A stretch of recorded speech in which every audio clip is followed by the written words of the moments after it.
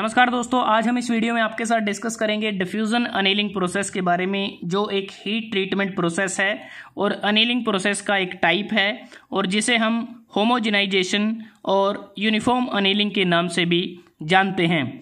Ingot, large steel casting और forging billets को homogenise किया जाता है, जिनकी हम डिफ्यूज़न अनेलिंग करते हैं।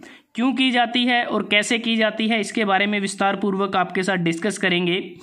अनेलिंग में बेसिकली 3 स्टेप रहते हैं। अगर हम देखें, सबसे पहले मटेरियल को हीट किया जाता है, उसके बाद उसको कुछ टाइम पीरियड के लिए सूटेबल टेम्परेचर पर होल्ड किया जाता है और उसके बाद उसकी कूलिंग की जाती है।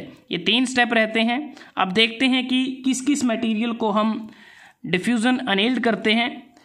हाइपोयूटेक्टोइड स्टील, जिसमें कार्बन कंटेंट 0.83% से कम होता है। यूटेक्टोइड स्टील, जिसमें कार्बन कंटेंट 0.83% के बराबर होता है। हाइपर यूटेक्टोइड स्टील, जिसमें कार्बन कंटेंट 0.83% से ज़्यादा होता है। तो ये जो स्टील होते हैं, इसको हम गर्म करते हैं अपर क्रिटिकल टेम्परेचर से ऊपर। अगर हम बात करें, इसमें हाई टेम्परेचर पर हीट किया जाता है। अगर आप इस डायग्राम को देखें तो यहाँ पर 0 से 0.83 जो कार्बन परसेंटेज है, उसके बीच में हमारे पास हाइपोयूटेक्टोइड स्टील है और 0.83 से 2.14% तक यहाँ पर हाइपर यूटेक्टोइड स्टील है। और ये जो डॉटेड रेड लाइन आपको नज़र आ रही है, जिसमें जिस स्टील में कार्बन कंटेंट 0.83% के बराबर होता है, ये यूटेक्टोइड स्टील की लाइन है।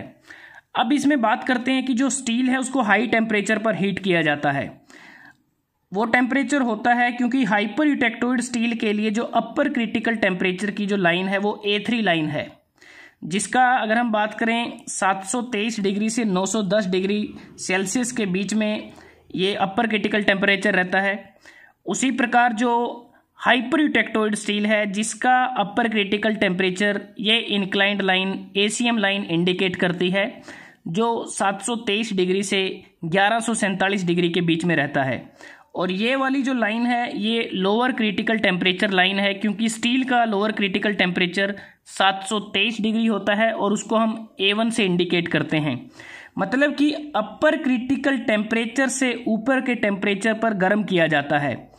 और ये हाई टेम्परेचर पर गर्म करते हैं। वो जो टेम्परेचर रेंज रहती है 1000 डिग्री सेल्सियस से 1200 डिग्री सेल्सियस के बीच में रहती है।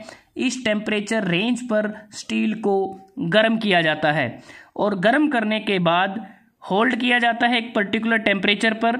और स्टील को हम 8 से 20 घंटे के टाइम पीरियड के बीच में इसको होल्ड करते हैं। और होल्ड करने के बाद मटेरियल को कूल किया जाता है और कूल करते हैं एयर में। स्लोली कूलिंग की जाती है। स्लोली कूलिंग करने का मतलब होता है कि जो स्टील हम गर्म करते हैं, उसमें जो भी केमिकल हेट्रोजेनेटी या कह सकते हैं जो केमिकल कंपोजिशन की अनइवननेस रहती है, इनगोट में, लार्ज या हैवी स्टील कास्टिंग में या फोर्जिंग बिलेट में, उसको रिमूव किया जाता है। तो यहाँ पर हमारी जो डिफ्यूजन प्रोसेस है वो पूरी हो जाती है।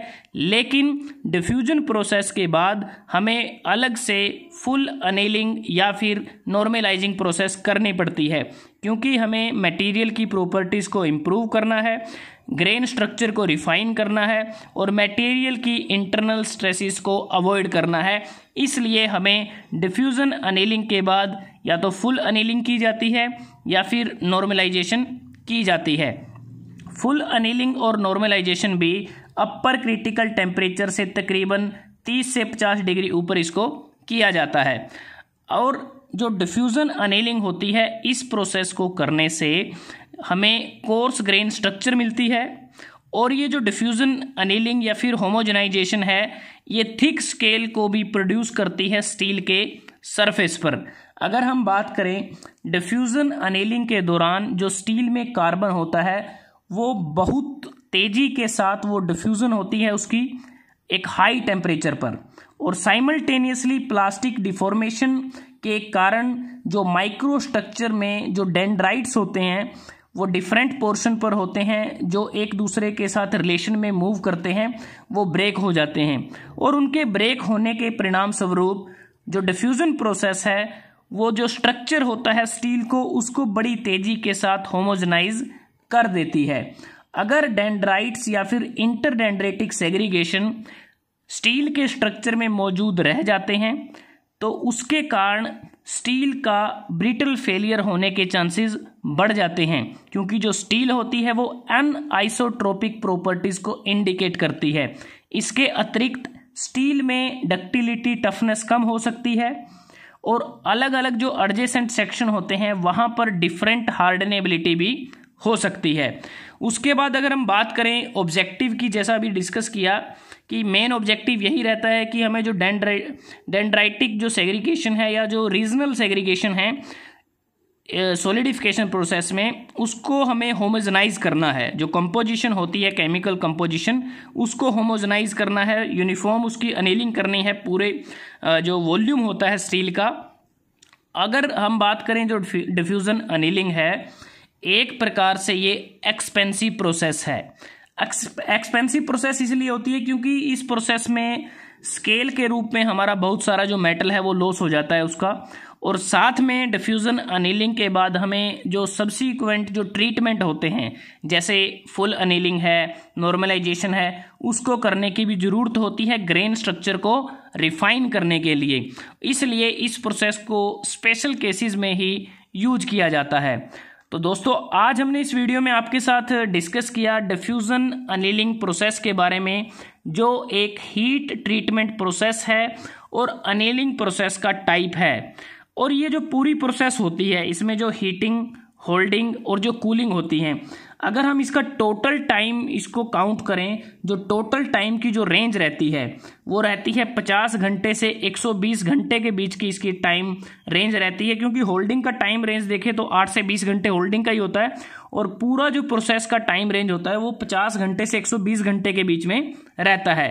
तो दोस्तों आज हमने इस वीडियो में आपके साथ डिस्कस किया डिफ्यूजन अनीलिंग, जिसे हम यूनिफॉर्म अनीलिंग और होमोजेनाइजेशन के नाम से भी जानते हैं। अगर आपको ये वीडियो अच्छा लगा आप इसको लाइक कर सकते हैं, शेयर कर सकते हैं अपने दोस्तों के साथ, स्टूडेंट्स के साथ, और चैनल को सब्सक्राइब करना ना भूलें। जल्दी हाजिर होते हैं एक नए वीडियो के साथ, तब तक के लिए धन्यवाद। आपका दिन शुभ रहे।